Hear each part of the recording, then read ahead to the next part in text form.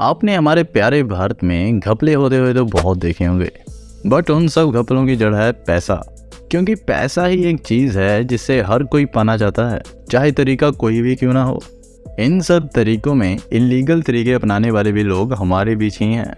बस इन्हीं बातों को रोकने के लिए सरकार ने पहले 2016 में डिमोनेटाइजेशन की और उससे पड़ने वाले प्रभावों को हमने देखा। सड़कों पर भी पैसे मिल रहे थे और अब 19 मई को आरबीआई की तरफ से एक सर्कुलर आता है जिसकी हर कोई बात करना शुरू कर देता है। फेसबुक, ट्विटर, इंस्टाग्राम, हर जगह बस इसी बात से लोग पैनिक हैं कि 2000 का नोट बैन हो रहा है और लोग डीमोनेटाइजेशन के ऊपर बातें करने लगे हैं।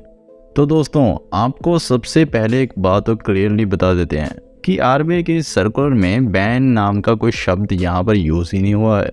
आप इसे खुद भी पढ़ सकते हैं। इसके अलावा डीमोनेटाइजेशन शब्द भी कहीं पर यूज नहीं हुआ है। कोई नोटबंदी की बात नहीं हुई है। इस सर्कुलर के स्टार्टिंग पर ही लिखा है विड्रॉल फ्रॉम सर्कुलेशन, मतलब कि सिर्फ सर्कुलेशन से 2000 के नोट को रोका जा रहा है, पर उसके आगे लिखा है will continue as a legal tender. तो अब इससे एक बात तो पता चलती है कि आरबीआई 2000 नोट्स को सिर्फ सर्कुलेशन से रोकना चाहता है, बट बैन नहीं करना चाहता। लेकिन सवाल है कि आखिर ऐसा क्यों? अगर रोकना ही था तो पहले शुरू क्यों किए 2000 के नोट? क्या आने वाले टाइम में भी बैन हो सकते हैं या नहीं? बैंक्स को इसकी क्या हदायतें हैं? इन नोट्स को आम नागरिक कैसे हैंडल करे? क्या प्रभाव पड़ सकते हैं इसके बाद? तो दोस्तों, इन्हीं कुछ सवालों के जवाब जानने के लिए अंत तक बने रहिएगा। आपको बहुत कुछ पता चलने वाला है इस वीडियो में। आरबीआई ने 2000 के नोट को सर्कुलेशन से रोकना है और इसके लिए आरबीआई ने अपने सर्कुलर में कुछ स्टेप्स दिए हैं। नंबर 1, कोई भी बैंक 2000 के नोट को इशू नहीं करेगा और बैंक के करेंसी चेस्ट में जो भी पैसा रखा है और अगर उसमें 2000 के नोट हैं तो वो इनको पब्लिक नहीं करेंगे। आरबीआई ने अपने इसी सर्कुलर के अंदर कहा है कि हमने 2018 और 19 में 2000 के नोट छापने बंद कर दिए थे। तो आरबीआई का क्लियर मोटिव था कि हमें सर्कुलेशन से 2000 के नोट को रोकना है। अब दूसरा सवाल आता है कि अगर रोकना ही था तो पहले शुरू क्यों किए? तो शायद हमें अभी इसका असली कारण नहीं पता है, पर आरबीआई जानता है कि उसने ऐसा क्यों किया। तो सुनिए, जब डीमोनेटाइजेशन किया गया तो लोगों के पास 500 और 1000 के नोट बहुत ज़्यादा थे। तो अब अगर एकदम से बंद कर देंगे तो लोगों के पास कैश नहीं होगा और इससे एकदम से डिमांड को फुलफिल करने के लिए ज़्यादा क्वांटिटी की करेंसी चाहिए। बस इसीलिए आरबीआई ने 2000 के नोट को लीगल टेंडर में शामिल किया ताकि कम क्वांटिटी में लोगों की डिमांड को टैकल किया जा सके। इसी सर्कुलर में दिया गया है कि 30 सितंबर तक आप अपने 2000 के नोट को बैंक्स में जाकर डिपॉजिट और एक्सचेंज कर सकते हैं और 500 या 200 के डिनोमिनेशन में आप पैसे ले सकते हैं, बट लिमिट है कि एक बार में सिर्फ 20,000 ही एक्सचेंज करवा सकते हैं।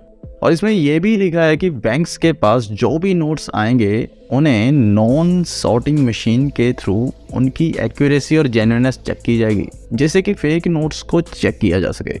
सर्कुलर में यह भी लिखा है कि अगर एक बार में 4 नोट्स पकड़े जाते हैं तो बैंक उसे जब्त कर लेगा और उसके बाद कुछ नहीं मिलेगा। पर अगर एक बार में 4 नोट से ज़्यादा पकड़े गए तो उसी वक्त पुलिस स्टेशन में एफआईआर दर्ज होगी और आपके ऊपर इन्वेस्टिगेशन होगी ताकि पता लगाया जा सके कि ये नोट्स कहाँ से आए हैं। पर यह मैंडेटरी नहीं है कि आपका उस बैंक के अंदर अकाउंट हो जहां आप एक्सचेंज करने जा रहे हैं। आप किसी भी बैंक में जाकर एक्सचेंज कर सकते हैं। वैसे आपको यहाँ एक फैक्ट भी बता देते हैं, आरबीआई आज से नहीं बल्कि 2017 से 2000 के नोट्स का सर्कुलेशन कम कर रहा है। कुछ आंकड़ों की तरफ ले चलें तो 2017 में लगभग 50% तक नोट्स कम हुए और 2018 में घट के इसकी सर्कुलेशन 37.9% हो गई और 2019 में लगभग 31%, 2020 में 22% और 2021 में लगभग 17% और 2022 में 13.8% और 2023 में 10% हो गई।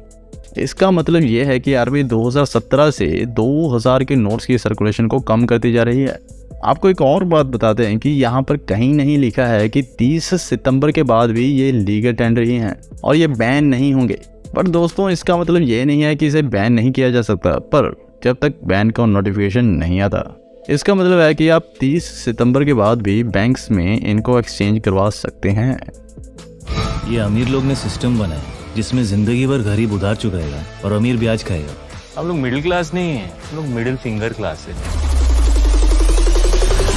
अब फर्जी मूवी के चक्कर में हाल ही में जोरावर सिंह कलसी नाम का एक यूट्यूबर पुलिस ने पकड़ लिया, क्योंकि वो भी वैसे ही अपनी गाड़ी से नोट्स को उड़ा रहा था और आपने फेक नोट्स के सर्कुलेशन के बारे में फर्जी मूवी में देखा होगा और आपको इससे पता चला होगा कि फेक करेंसी हमारे लिए कितनी बड़ी प्रॉब्लम है। आपने देखा होगा कि कैसे फेक नोट्स बनाने में बारीकी से काम होता है इस मूवी में। और दोस्तों ऐसा सच में हो रहा है और आरबीआई ने इन्हें सर्कुलेशन में धीरे धीरे बैन कर दिया। आपको बता दें कि अगर कोई फेक करेंसी के केस में पकड़ा जाता है तो उसे 7 साल की उम्र कैद की सज़ा होती है। और लोगों को आजकल भोले बाबा दे दे नोट छापन की मशीन गाना बड़ा पसंद आ रहा है। देखिए, भोला बाबा दे दे नोट छापन की मशीन। लेकिन भैया अगर पकड़े गए ना तो भोले बाबा आपको छुड़ाने नहीं आएंगे जेल से। बट दोस्तों अगर आप सच में मेहनत से पैसा कमाना चाहते हैं तो स्टॉक मार्केट में इन्वेस्ट कर सकते हैं और इसके लिए आप ऊपर इस आई बटन पर क्लिक करके हमारी वीडियो देख सकते हैं और पैसा कमाने की स्टॉक मार्केट की मशीन को समझने की शुरुआत कर सकते हैं।